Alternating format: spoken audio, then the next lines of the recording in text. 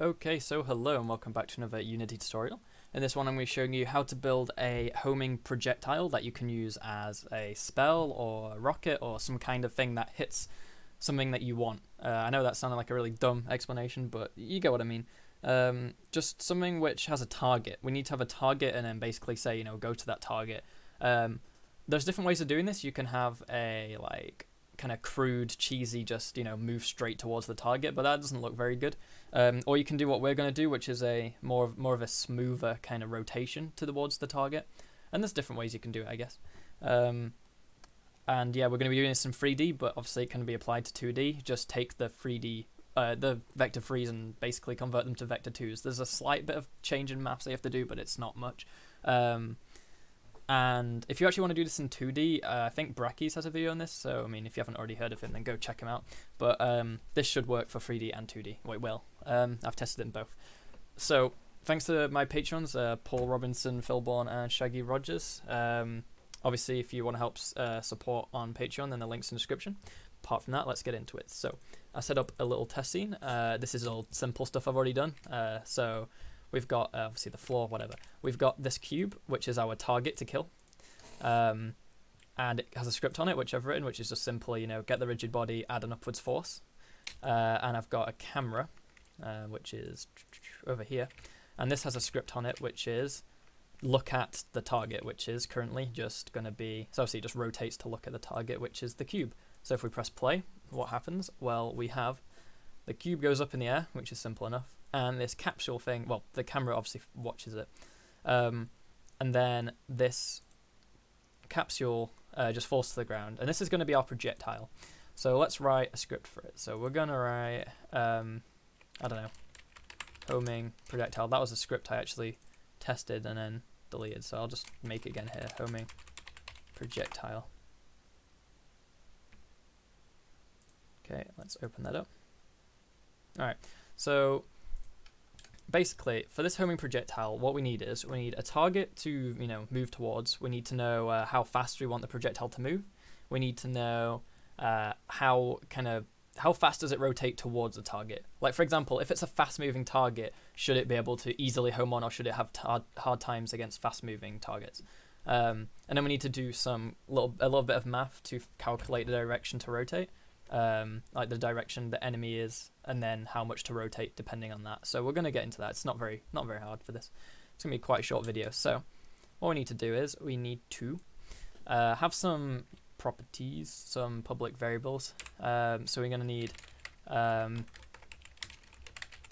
a transform. Transform. And this is going to be the target cube. Cube. And we're going to need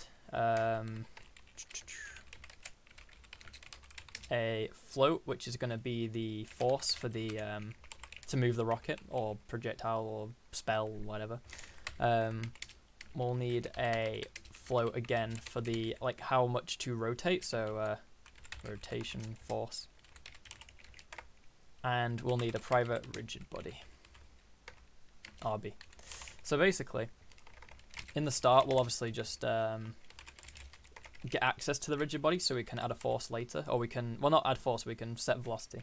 So RB equals get component on the object rigid body. When I actually made it, I might have already put a rigid body on it. So if you have your projectile, make sure it has a rigid body if you're following this. There we go. Obviously, you can tweak the settings on that as you wish. And what we'll do is we'll quickly get it working, and then we'll do some tweaking to make it a bit cooler. So we literally in here just have one function, which is the fixed update. So as you know, update gets called every frame, regardless, just every frame the code gets called. So if you're running at 300 FPS, it gets called 300 times in that second. Whereas fixed update always gets called the set amount each frame. So basically, if you're lagging, what it does is when it stops lagging, it runs the code twice, for example. Like if you miss a frame, it'll run it an extra time somewhere else. So it makes up for any missed frames. Or if you have extra frames, it won't run it in those extra frames. So it will keep a constant. If you were debug.logging a fixed update on a 60 FPS game, you would get a response 60 times a second, whereas an update would spike up if you had high FPS, or spike down if you had low FPS. So fixed update is good for physics calculations because it means that the physics doesn't change if you've got a good frame rate or not, because that would obviously be a bit silly. You don't want it to like home in better if you're on a higher frame rate, because that would be just a bit silly, wouldn't it? So this keeps it fair and balanced, and it also stops any weird jittering or like weird movements. Keeps it nice and smooth. So what we need to calculate the direction to turn, or well, first of all, the direction of where the thing is that we're trying to home in on. So the way you calculate a direction, I'm sure lots of you will already have done this in your games because calculating directions is a common thing. It's equal to the position we're trying to get, so the target cube, target cube dot position, not pos. Oh, it's turned it into a target cube dot position. So that's a vector 3 minus, and then our position, so RB dot position. You can actually use transform or RB. I don't think there's a difference. The RB just means the position of the rigid body, but because the rigid body is the object, it's I'm pretty sure this is interchangeable for transform, but I think because we're using rigid bodies everywhere here, we should probably stick to using RB dot position. And so yeah, what this will say is it's basically like it will return a vector 3 in terms of a direction. The problem is it has a magnitude as well. Now obviously every vector has a magnitude, but the problem is if you're trying to work out a direction to move towards, you only care about the direction, you don't care about the distance. This takes distance into consideration, because you think about it, if your position is 0, 0, 0 and 1, 0, 0, but what if your position is 0, 0, 0 and 5, 0, 0, it's going to give you a different result. You want it to be the same so long as it's in the same direction. So the way to do that is called normalization. So we can take this direction we've just got and we can normalize it, which there's a handy function for normalize. Or you can take this here and do on the end dot normalized. If you put this in brackets, it's the same as adding the extra line. And now we can calculate how far to rotate. So basically what we need to do is we need to calculate, so this is the desired direction, and we could just make it move in that direction, but the problem is if you just tell it go in that direction, it's going to be very it's going to look unnatural, and for certain things you might want it just to move straight towards the target, but you in a lot of cases for nice looking projectiles you want it to smoothly rotate towards the thing. So the way we calculate that, we need another vector 3. So vector 3 rotation amount,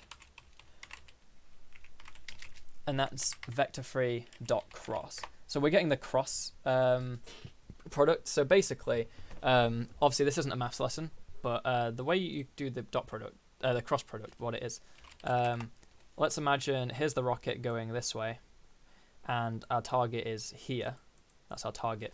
What it basically says is we get two vector 3s, so we can get a vector 3 in that direction, and our forward vector, which is in that direction, regardless of the magnitude. Like, doesn't matter how far we are in that way. If you've done vectors and maths, this might seem kind of similar to what you've done, but yeah, so we have a vector in this direction ignoring magnitude, just direction, and we have one in this direction ignoring magnitude, and we want to calculate the angle we have to rotate from where we are going now to get to where we want to be.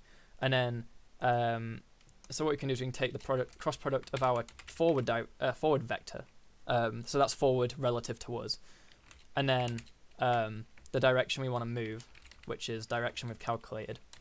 And now, this is just calculating numbers. Now we want to do something with those numbers. Like if we run it now, nothing would happen. We want to set the angular velocity of the rigid body. So angular velocity. We want to set that equal to the amount we've calculated. So, the direction, the rotation we've calculated. And that's just a value that we've calculated. We want to multiply it by an input amount, which is rotation force. So we can tweak how hard we rotate towards the thing. If this is a big value, it will like snap to the thing we're trying to follow. If this is a low value, if it's like 0, well, obviously it's not going to rotate at all. If it's 1, it'll rotate this amount, and so on. So you just tweak this float here, depending on how much you want it to lock on and how much you want it to kind of drag behind. Because if you've got a really fast moving enemy, do you want the projectile to have a hard time hitting it? Because obviously it depends about balance and stuff. You could have a really high value if you wanted it to just lock on, but if you wanted it to strictly lock on, then you would probably use a different approach. If you did want that, you would just say move towards, which is a cheaty way of doing it, but it doesn't look as good. So that's setting the angular velocity for rotation, but we also want to have a velocity in just general, right? just a general velocity. So change the velocity to be equal to our forward vector, so transform dot forward, whichever way we're facing, and then the speed will be dependent on this force value.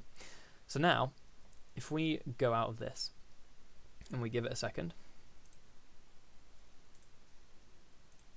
is it compiled? Oh, we haven't put the script on it. Homing projectile. So we just need to know what we want to get, so the cube, and a force, so 30, and a rotation force, 300. I don't know. We'll tweak those values. Let's see how this goes. Well, there we go. It actually got to it pretty quickly and stuck to it. And actually, it's got so close now to the point where it's pushing it because it's trying to get even closer, because it's trying to get to the center of the object. So what we can actually do to counter that is we can add onto the cube. What we'll say is we'll just destroy it. So we'll say private void on collision enter collision dot collider. Oh wait, sorry, destroy collision dot collider. That's what I meant. Do I have to, I think I should put it's the game object, not just the collider. Okay. Now just having that means that we need to also say here every frame we need to make sure it actually exists. Otherwise, we're gonna get problems because it'll go null when it dies. So let's check that. And then we'll also on the camera. We want the camera. Yeah, I've already done that. If target does not equal null. Okay. So now it's going to hit it and it's going to go boom. Now we don't actually have any explosions, sadly, so I'm sorry to let you down there, but it's gonna kill it basically. Well, it should anyway. There we go. It died. And I mean, we could also destroy the rocket itself. Destroy that and then destroy the game object. Why not? Now I thought just, it's 12 minutes in, we've done, but I want to add a little bit extra if you want to stick around to make it look a bit cooler. So, for example, normally when you see homing missiles, they don't just home, really. They kind of get fired off in a direction, and after like a certain amount, they then home in on their thing. It's just a cool little effect some things have. So what we can actually do is we can use a coroutine to do this. So the way I would do it for the homing projectile is we will... how should I do this? We can have a boolean here. So what we'll do is we'll have a boolean private bool should follow, which is going to be false by default. And what we'll do is when we start, we'll have a coroutine. So we'll have a private I enumerator. What should we call it? Wait before homing. I don't know. And all this is going to do is it's going to say yield, return, new, wait for seconds. And we're going to wait, I don't know, 2 seconds. Might as well make it a variable. Serialize field, private, float, time, well, seconds before homing. So we're going to wait seconds before homing. And then after that, we will say should follow is equal to true. So at the start, what we can actually say is we can say start coroutine, wait before homing. So basically, if we add this here, if we say if should follow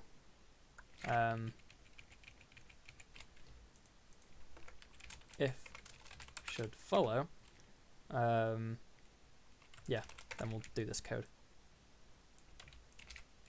Okay, so I hope you get that. So we start off, and this update, this bit of the code isn't going to get ran because we're not should follow is false. We're going to wait a certain amount of seconds, and then after those seconds, we're going to follow it. And what we should also do is here, before we start, because at the start it's not going to move anywhere, what we should do is we should add a force just upwards before we start homing. So we can just say rb.addForce vector3.up times, well, I'll just say times launch. We'll add a launch force mode dot impulse, and we'll just add one more thing. We'll add a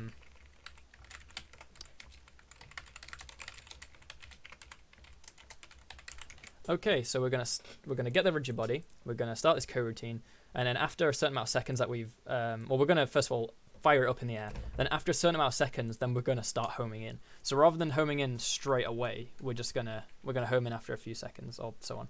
So what we'll do is I will take the object, so the capsule, go to it. Let's reset its rotation. Let's like move it over here. And we'll say seconds before homing, we'll start off with 2, and launch force we'll say, I don't know how strong this is going to be, so I'll just zoom out for a bit.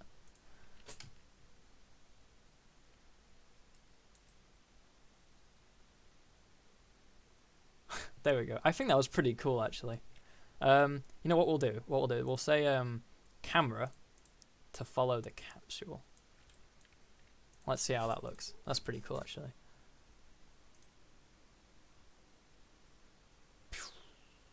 It's actually rotated weirdly, but who doesn't matter.